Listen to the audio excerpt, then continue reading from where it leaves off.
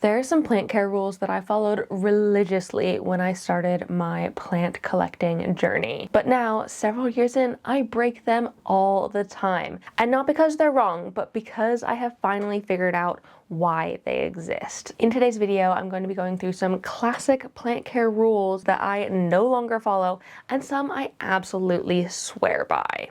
Before we get into that though, I want to say if you're new here and you don't know me already, hi, my name is Emma and I make houseplanty content all over the internet. So if you want to follow along with my houseplanty journey and maybe learn something along the way, stick around, watch more of my videos, and subscribe to my channel. If you are not new here, welcome back.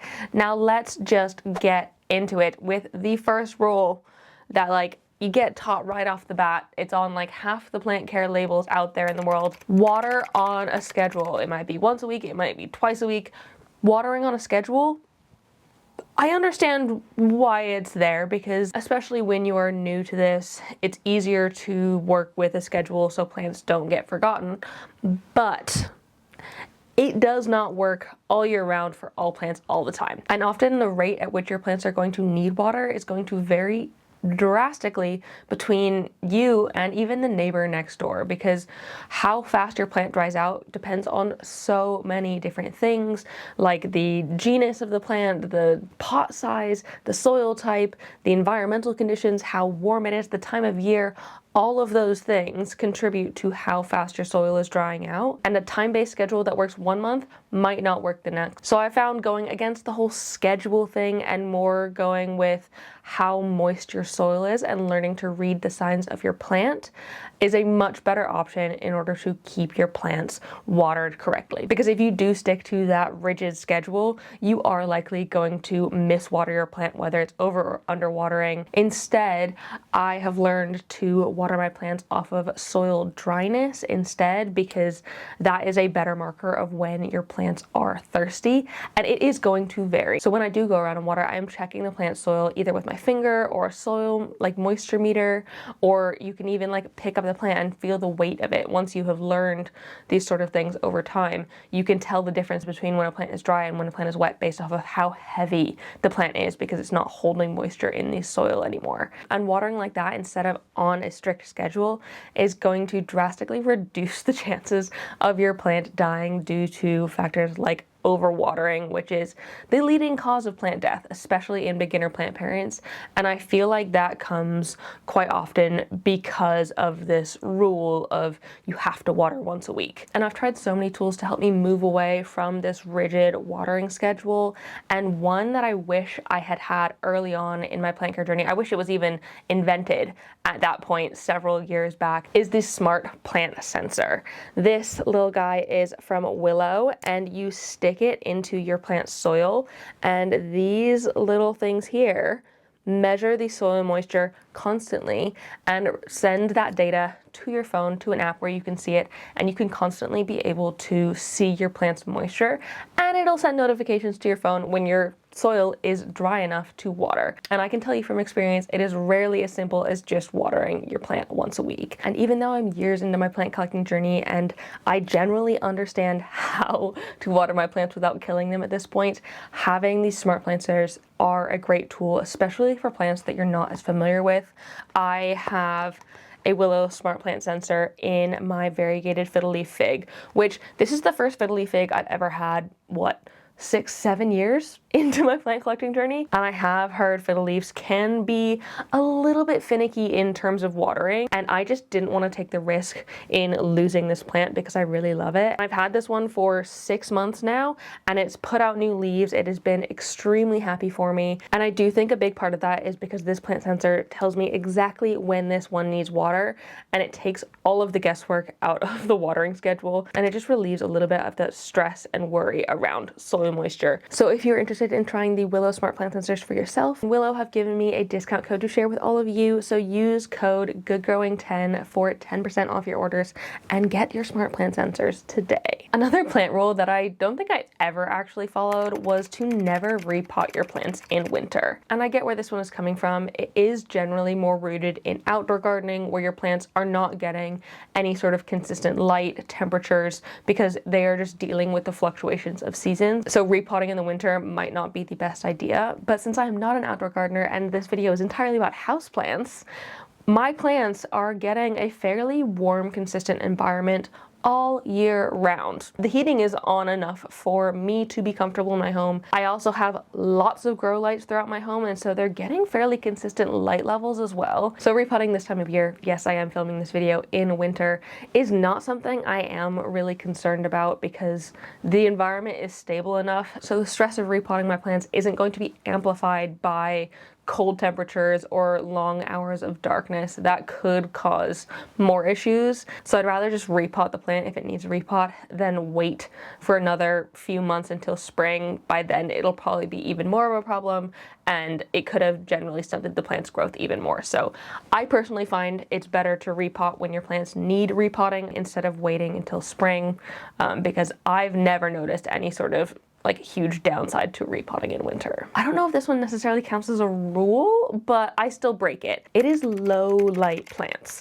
Again, it's one of those things that you see on a plant's little tag when you buy one in a shop. It'll say like, water once a week, put it in low light, everything will be fine. And yes, it'll probably be okay. They will tolerate low light, but I have noticed that my low light plants like love life so much more when they're actually getting some, if not quite a lot of light. So especially things like snake plants, which are known for being low light tolerant. And yes, I can put a snake plant in a corner of my room that's not getting much light and it'll be fine.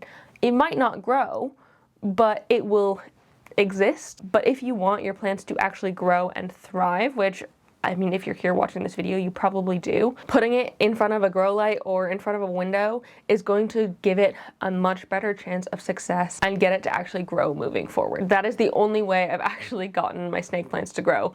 Putting them under light. Who frickin' knew? Mist your plants for humidity. And yes, I am so guilty of doing this early on in my plant journey and actually spouting it as like good information early on in my plant care YouTube journey. And I understand where this idea comes from.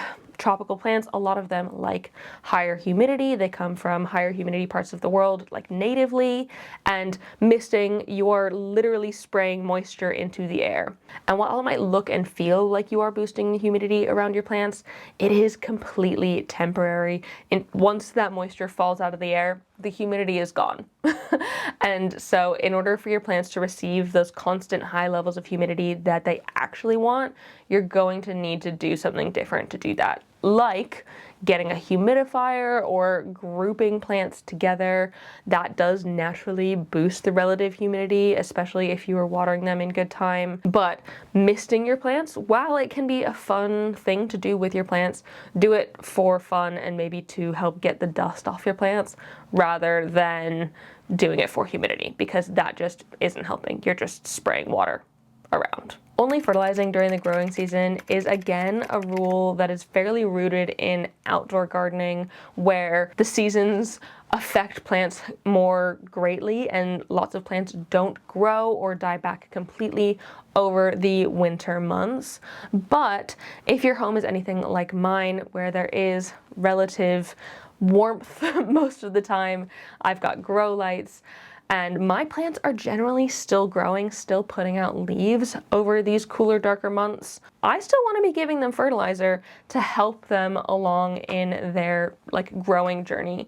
And the only time I would stop fertilizing is if I notice my plants stopping growing, if that makes sense. If your plant decides it wants to go into dormancy over winter, which is totally fine and fairly normal if you don't have grow lights or if you don't keep the heat on as much, that is normal and that is fine. But then it's probably worth stopping fertilizing for that time just to give that plant a little bit of a break, because otherwise you can risk overfeeding it and root burn because the roots aren't absorbing the fertilizer as much as they might be when they are actively growing. So while there is some truth to this rule, in general, in this sort of artificial environment we've created in our homes to keep our houseplants happy, you can fertilize over the winter. I fertilize with pretty much every other water most of the year round, and my plants seem to be perfectly fine with it. Never repot plants right away after getting them. This is a rule that I used to follow quite heavily. I used to believe that repotting a plant right after it arrived to me, typically through online plant shopping, so it had been posted to me, repotting a plant right after that could cause even more shock to the plant after the shock of shipping. And yes, that might be true, but since I stopped following that rule, I haven't seen that much of a difference in the shock levels in my plant, and I haven't noticed plants actually going downhill because of it instead. And I actually quite like repotting my plants fairly soon off the bat because it gives me a chance to inspect the plant a little bit better. Repotting the plant and putting it in my own soil allows me to have a look at the roots a little bit and check on the root health of the plant, which is where you will notice most problems originate. Taking away any old soil gets rid of any sort of pests that might be living in there, and then adding in soil that I'm familiar with better helps me get the watering needs down, because soil, every different plant coming from a different place is going to be in different soil, and some of them might be much more moisture retaining than the soil that I use, or less moisture retaining, and me using soil that I know is going to help me better keep the watering needs met of the plant, because I know typically how fast the soil that I have dries out. And so doing that repot fairly early on helps me keep the plant healthier for longer, even if it could cause that little bit of extra stress to the plant, right after being shipped. So as long as you're gentle with the roots, it is fine, and I don't think it's something to be worried about or scared about, especially if it is a plant that you're already noticing pests or problems on. Having a look down below the soil in the roots can be a really useful tool. And I suppose that kind of goes into the next rule, which is one that I really try and stick to if I possibly can. We're getting to the ones that I swear by. This first one is quarantining new plants. This is such an important rule because any plant you're bringing into your home, you're introducing outside factors into your home and your collection. And if you immediately go to put that plant into your collection surrounded by your other plants, leaves touching each other, if the new plant has any sort of issues, it could cause more of your collection to be affected by those issues and a bigger problem down the line. And so quarantining your plants, ideally for 2 weeks or so, allows you to monitor them for a little bit, because even if they come perfect and they don't look like they have any signs of pests, over that 2-week period something might have come up, and you might be able to see it a little bit better over time.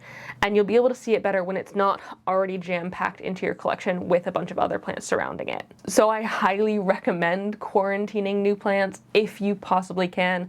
I know it can be difficult for those of us who have big collections and don't necessarily have an area to do so safely. That used to be my excuse, but now I try to not let that be an excuse if at all possible, because it does make a big difference. Similarly, deal with pests ASAP. This is something that I have not always done out of laziness or overwhelm. I've noticed a pest and I just feel oh, I can't be bothered to deal with it now. And so I don't. And that has caused the problem to just explode within my collection previously. And so basically, as soon as you notice any sort of pests or even symptoms of pests, it is worth pulling that plant out and again, quarantining it, treating it, and keeping a good solid eye on that plant for a little while before reintroducing it back into your collection to make sure that any sort of pest problem is gone.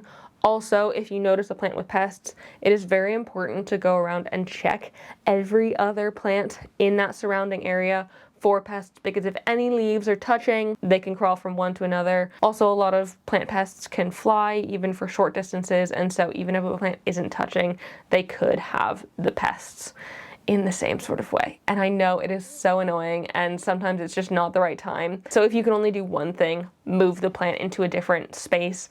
I tend to go chuck the plant in my bathtub because there are no plants in my bathroom, and so that is an immediate removal of the main infestation. And so if I can't treat the plant immediately, at least I am separating the problem. But if you possibly can, do your treatments as soon as possible, because it does make a difference in how much damage the pests can do and how much your plants are affected by it. Okay, so this last plant rule is another one that I swear by, but there are some exceptions to this rule, which I will explain as well. Always use pots with drainage holes. I wholeheartedly believe that this is an important thing to do, especially if you are early on in your plant collecting journey. Pots with drainage holes are so important because it allows the water to escape and it allows the plants to not sit with roots in puddles of water. It's so important that you don't let that happen. And if your pot doesn't have drainage holes, it is so much more difficult to tell whether or not there is that layer of like straight water at the bottom, which could cause your plant to go into root rot and eventually die. So I think having pots with drainage holes is almost necessary. That being said, if you are a more advanced plant parent and you have got your watering down pat, you know exactly how much water to pour into the plant without it like sitting in a puddle at the bottom while it's still getting enough, and you know exactly when you will need to do that again next, sure, go for it. Pot your plant into no drainage. That is fine. There's no problem with doing that if you are really, really aware of what you are doing and you feel confident in that. Fine. Also, I do have some plants in no drainage setups, but those are plants that I have in semi-hydro substrate, which is not a soil-based substrate. The roots that grow in those pots are completely different than the roots that are growing in the soil of your plants. I don't quite understand how it works, but like there's two different types of roots, and the ones that work in semi-hydro can exist with that puddle of water at the bottom. The ones in soil cannot. And so the plants I do have in no drainage are in that semi-hydro system, and I'm constantly keeping that like water reservoir there. But that is a specific thing as opposed to putting it in soil in no drainage, which you can do. Just be like absolutely certain you know what you're doing with watering before you break that rule, because it could be detrimental to your plants. So there we go. Those are some rules that I break all the time and some rules that I absolutely swear by. I'd be super curious to hear any rules that you break or bend or absolutely could not live without, so let me know them down below in the comments. Also, before I go, I want to say a huge thank you to Helen, the newest member of my Good Growing fam over on Patreon. I really hope you love it over there, and I hope I get to meet you in one of our live chats soon. Hope you enjoy the bonus content and the Discord and all of that fun stuff. If anyone else is interested in joining my Patreon, it is £3 a month, and for that you get the bulk of everything. If you are interested, the link is down below in the description. Totally cool if it's not your jam. That is absolutely fine. Otherwise, thank you so much for watching this video. I really appreciate it. If you enjoyed it, please give it a thumbs up down below and leave a comment on other houseplanty things you'd like me to talk about in the future, and subscribe for more. I hope you're having a fantastic day, and I will see you in the next one. Don't forget to keep growing. Bye!